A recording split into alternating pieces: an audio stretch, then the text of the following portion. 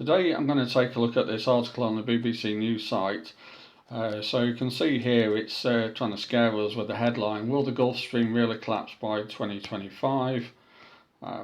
Article starts off saying that the Gulf Stream system of ocean currents could collapse as early as 2025 according to a scientific study. It talks about what the impacts of that would be. It goes on to refer to leading scientists actually have reservations about this study and that it's not established science.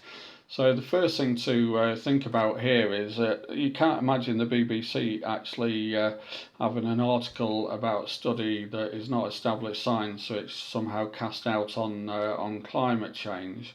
So the question is, why are they doing it in this case? And I'm pretty sure it's all about scaremongering, because the BBC have got form on this. They every now and again they trot out some speculative study about the impacts of climate change. I think one of the ones I read a little while back is about potentially affecting the production of hops in the UK.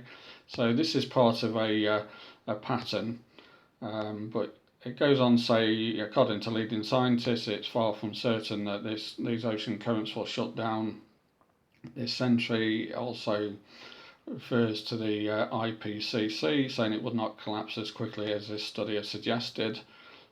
Goes on with a bit more detail, talks about the impact of it and when this currents last stopped and restarted. And it actually takes about halfway through the article to say that the study estimates that AMOC, which are these currents, could collapse between 2025 and 2095.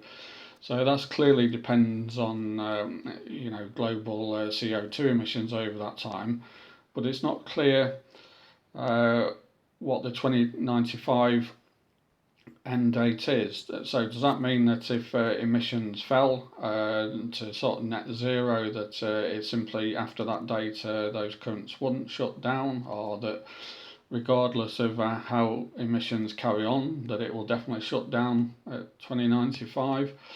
So it's really not clear what this 70-year period actually means.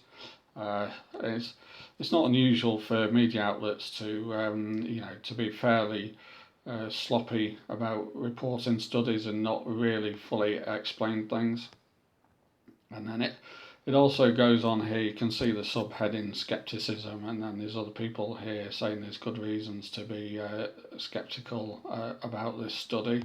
So I can only assume that the reason for the BBC to report this study is simply to scaremonger, because it follows a pattern with what they're up to.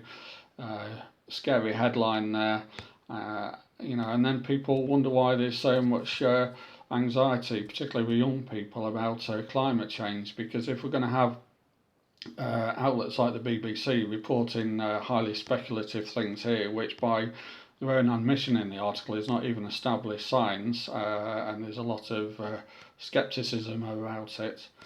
It's just craziness. But then this is kind of what I've come to expect from the BBC.